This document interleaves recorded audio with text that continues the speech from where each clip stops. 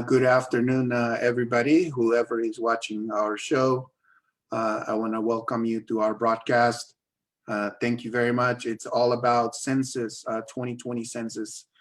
I have our panelists here that they're gonna, we're gonna learn a lot of stuff from them. I'm gonna just go ahead and pass on the virtual mic with them. We're gonna start with our special guest. Lisa, if you don't mind, go ahead and introduce yourself, please. I'm Lisa Mclean. I work at the Office of Financial Management in Washington State, and I am the 2020 Census Coordinator for the state. Thank you, Lisa. Yeah, let's go ahead, Simeon. Hello, everyone. My name is Simeon.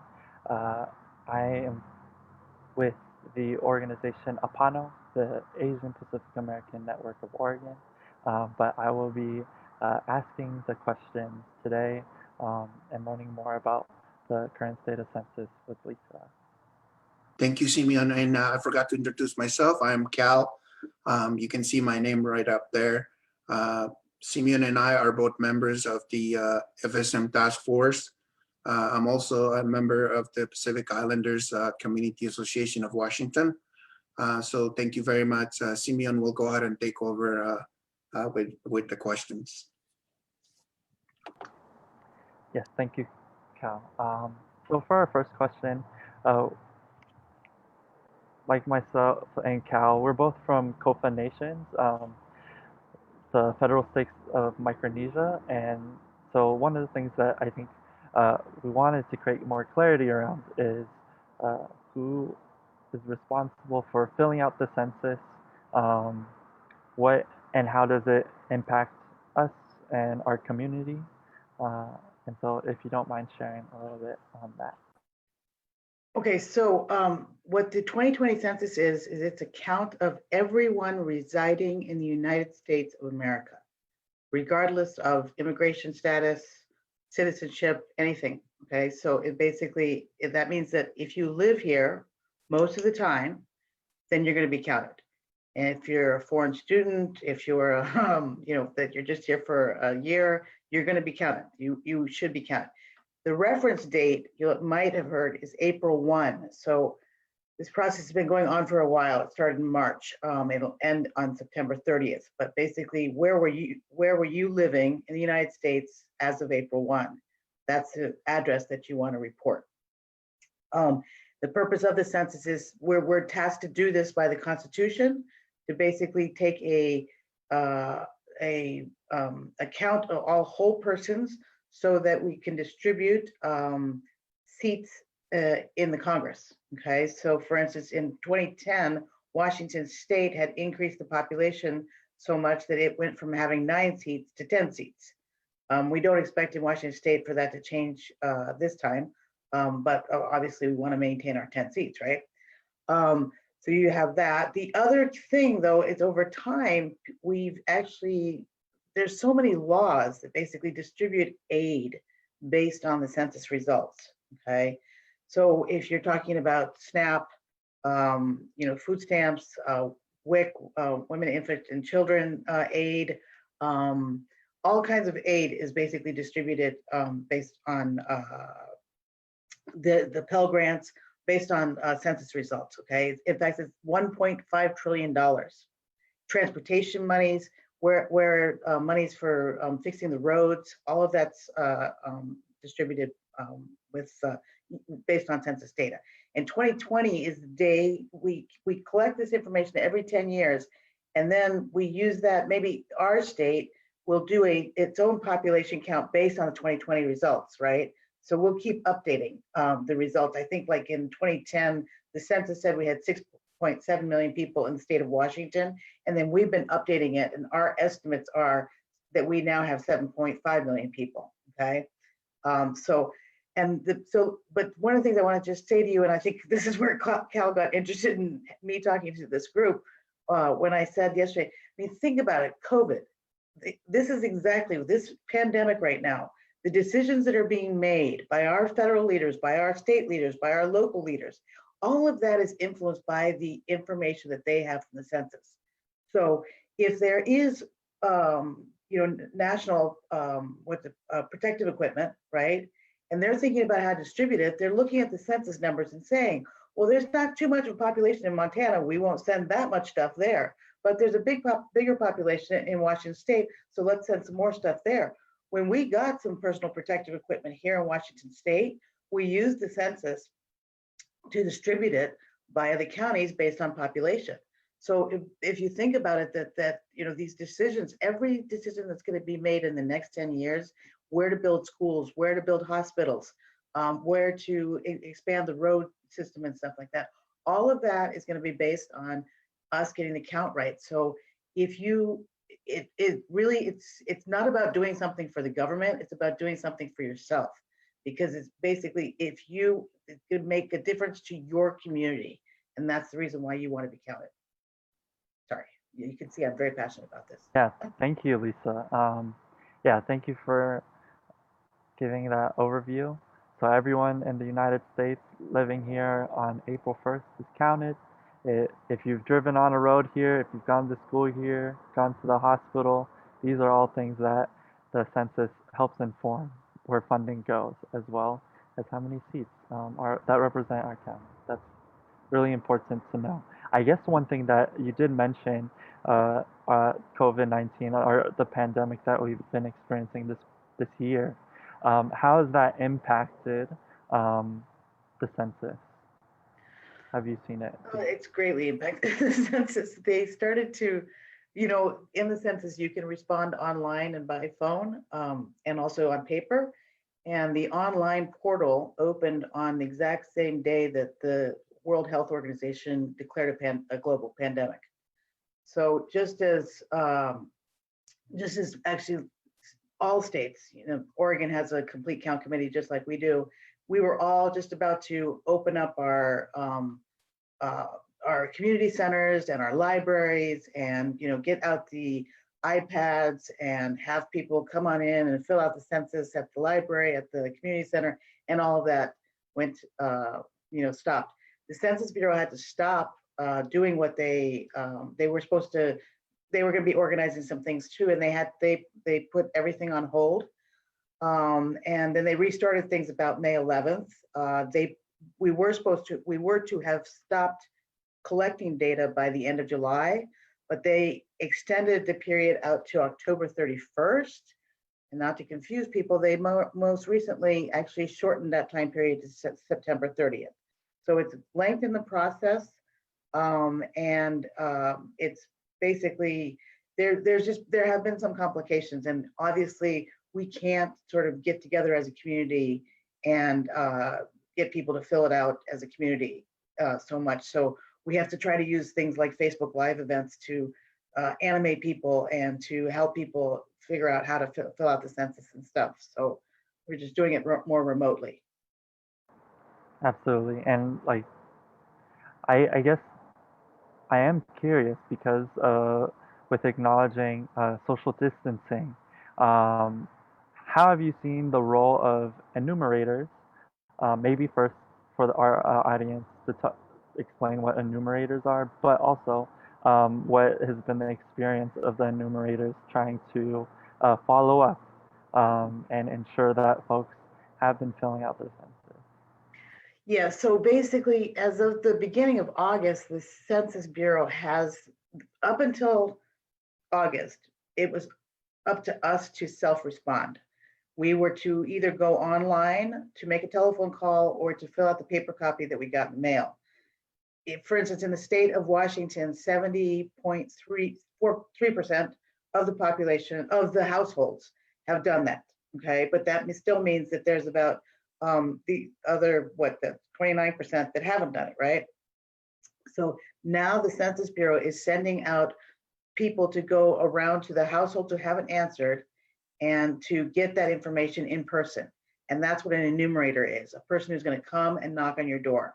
That person is going to have, should be masked up, has got to be masked up, and they will basically knock on the door and then step back and try to, stay 6 feet away from the door and conduct an interview with you that way. They also, if they find that you're not home or if you don't answer the door, they will leave a notice of visit, which is a short little piece of paper saying we were here, we're going to come back, and also encouraging you, reminding you to go online or make a telephone call and fill it out without having a door knocker come back. Okay, but they will have a mask on. They will also be equipped with a badge. And the badge will be have the Department of Commerce watermark on it. They should show that to you. They will not insist on coming into your house. Never will they do that. They will not ask you, I know, just so that you can protect yourself against scams, they will not ask you your social security number. They will not ask you for any bank account or any monetary information like that. They won't ask for your mother's maiden name. So those types of things. And the key thing is the other thing is they will not threaten you, and they will not demand to come into your house. Okay, they cannot do that. That will be suspicious. And one of the things I will say is also, I forgot to say in the answer to the first question, do recognize this is something that is required by law. We must do this. Participation in the census is required by law. So when I say that they're not going to threaten you, they might mention that, but that's not exactly a threat. They're not going to. So. Yeah, that's a great question. And I guess maybe to really illustrate the point is, though enforced by law, what are some of the consequences for not filling out the census? I mean, honestly, the Census Bureau itself likes to say that we try to encourage participation through positive encouragement. Give you good reasons to fill it out. So they're not an enforcement agency, and if you didn't fill it out, they would really have to go to the Justice Department and tell the Justice Department to file a case against you and bring you to court. Okay, that hasn't been done since 1970. Okay, and it didn't even work, right? So it's very unlikely that they will do something. They expect that by law you are to fill out the form, you are to fill it out completely, and you're to fill it out honestly. They have not since 1970 prosecuted anybody for violations of those facts. They really want to just encourage you to see it in your best interest to help participate in this process. So I can't guarantee that they won't file a case against you, but I can say that that's really not something that they feel passionate about. And one of the questions, just to get to some of the questions, is that some people are often, there's certain aspects to the questionnaire that people don't want to answer these questions. Let's say that there's a question about gender. Are you male or female? Well, he or she who doesn't identify as a male or female doesn't want to answer that question. And so I often get asked, do I have to answer all the questions? You can skip questions. Again, by law, you're supposed to fill it out completely. But what we like to say and what the Census Bureau says is fill it out to the best of your ability. So if you feel uncomfortable identifying a gender, then you can skip it. It is okay to skip it. If you skip too much stuff, they might give you a call and sort of ask you to fill it in. There's kind of a minimum amount of information they want. Thank you. I guess my next question, in filling the census, how do we count residents? I think maybe for a little bit of context, a lot of our families are multi-generational, and so it's not just the nuclear, or the definition nuclear family of parents and children, but we have uncles, aunties, we got grandparents, cousins who live in the house. Who do we want to make? So you want to include everybody in the household. Everybody in the household and what they'll do is, if you're filling this out online, what the question is like this, it says, how many people live in this household? Okay, and then you say 10. Okay, and then they'll basically say, okay, go give us the names of all these 10 people. So you go Lisa, Simeon, Cal, you list the 10 names, right? And then they start, okay, now tell us about Lisa. Okay, and then you answer all kinds of questions about Lisa. What's her age? What's her race, ethnicity, gender, and that. Okay, then if I'm the first person to answer, right? The second person, let's go to Cal and then tell us about Cal. We'll ask for name, gender, age, race, and ethnicity stuff. And then it will be, what is Cal's relationship to person number one? And that's where I could say, and then they'll give you all these options. And it really is quite an extensive list, recognizing that there are certain demographic groups that do have very complex households. So I think I'm not entirely sure about auntie, but I think you might have the option of or other relative, but you've got foster children as an option, you've got grandparents as an option, you've got same-sex spouse as an option, you've got spouse as an option. So you've got all the options. It's a long, long list. And I think you will see that you can put the multi-generational family into this long list. A follow-up to that, if in the case that maybe like to their manager or in like government-funded housing on the application, like we only have identified 4 at most, but then it is in a case where we end up having 10 folks in our home. How can we ensure that our information is safe and secure and we're not penalized for sharing this information? Great question. Great question. Yes, please be really rest assured that this information is going to the Census Bureau and nowhere else. The Census Bureau is required under a law to protect the confidentiality of this information. So it will go from your computer or from the piece of paper you fill out or the telephone call into the system, and you then become a statistic.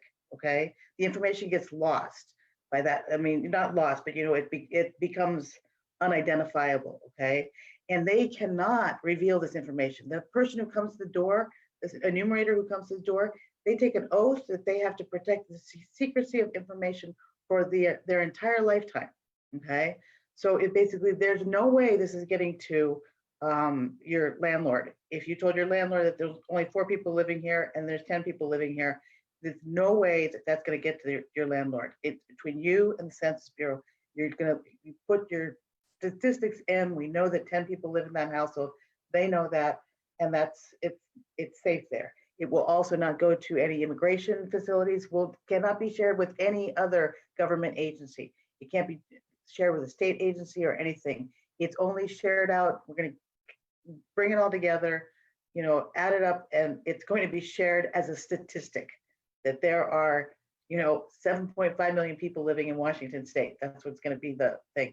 Not going to be identified with any name or anything, but that there are 50.1% women in the United States, if that's what the thing is. That's all it's going to be used for. So the Census Bureau is so proud and so protective of this. It really is something that they love data. And so they want to make sure that you're assured that this is going to become secret, this is going to stay secret and confidential, because it hurts them when data isn't beautiful. So it's really rest assured that this is one of the most sacred things that they hold, that to keep your information confidential.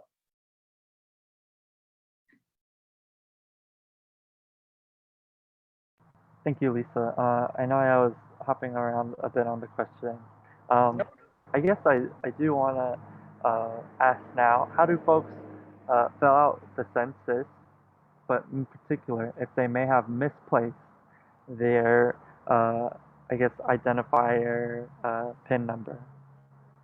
Yeah, so when the Census Bureau so far has sent up to 6 mailings to the households, and each mailing has a unique census identifier on it.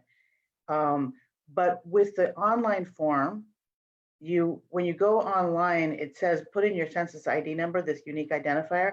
But if you scroll down just a little bit, it says I do not have my census ID number. You just click there. Okay.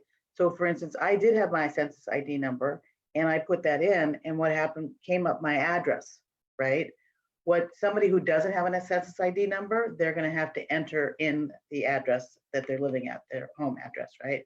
The same thing if you place a telephone call to the Census Bureau, You also do not have to have a census ID number. You'll just probably have to tell them about your address.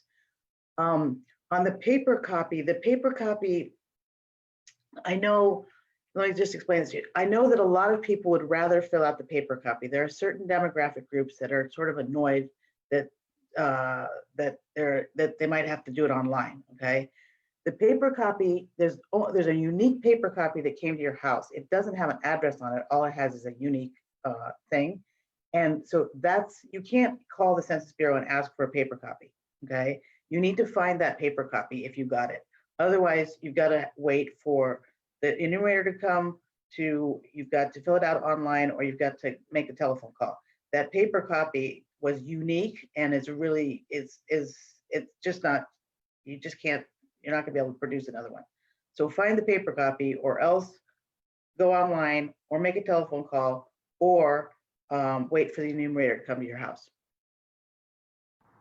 Great, thank you.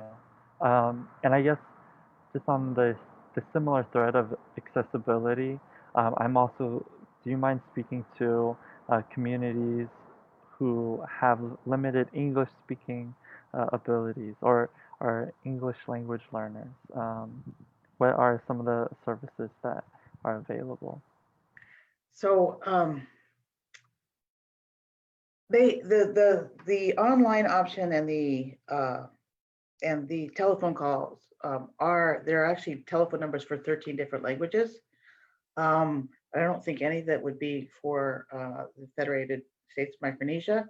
And then they have some guides, again, in 39 languages, but those aren't, I don't think any of those it would be in your language.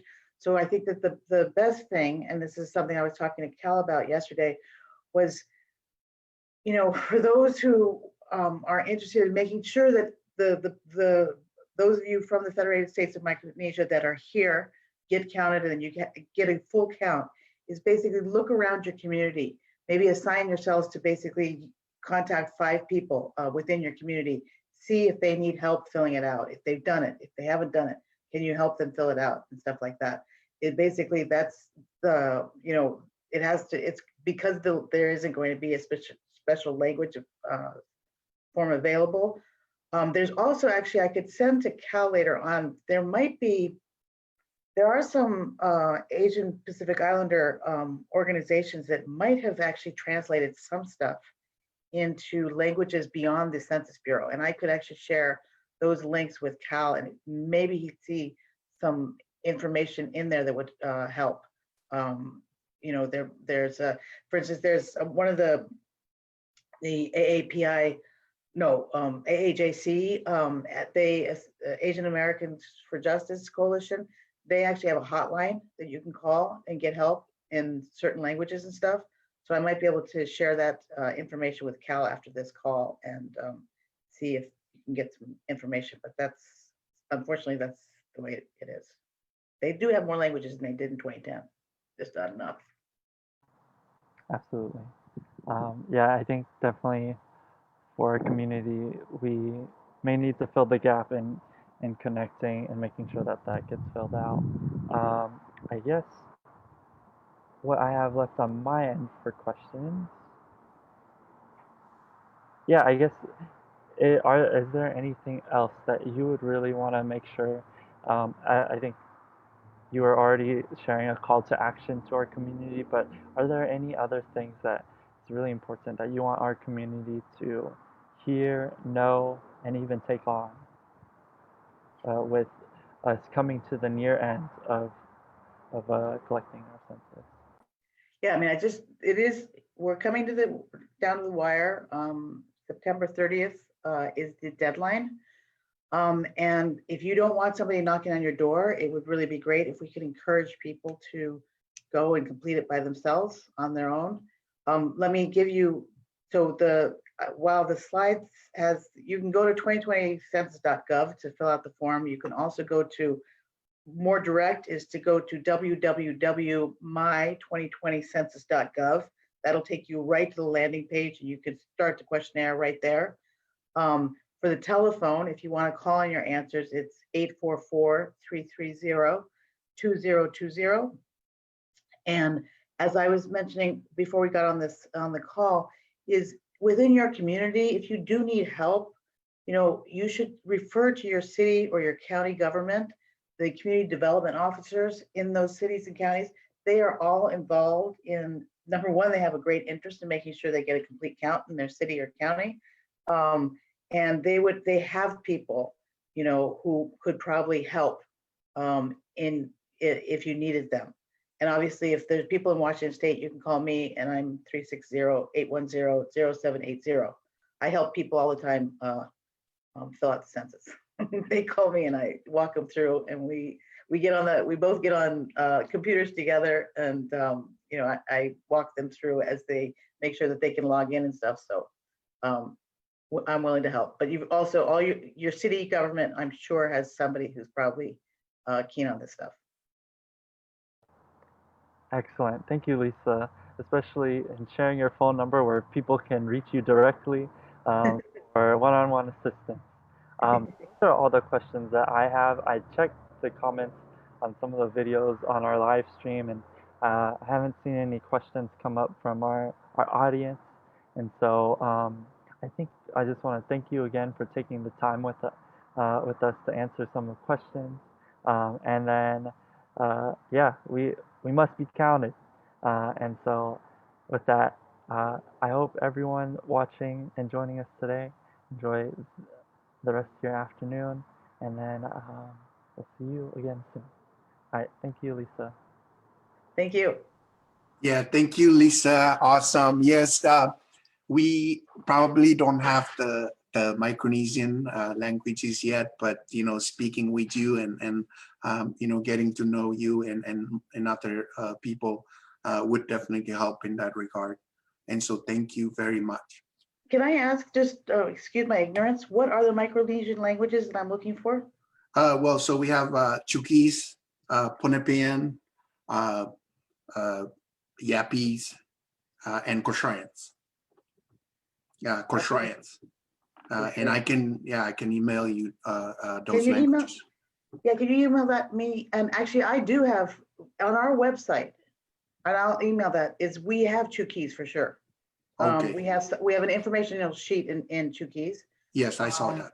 Yeah, so I think we have that. I'm not, because we went and we translated things into 54 languages.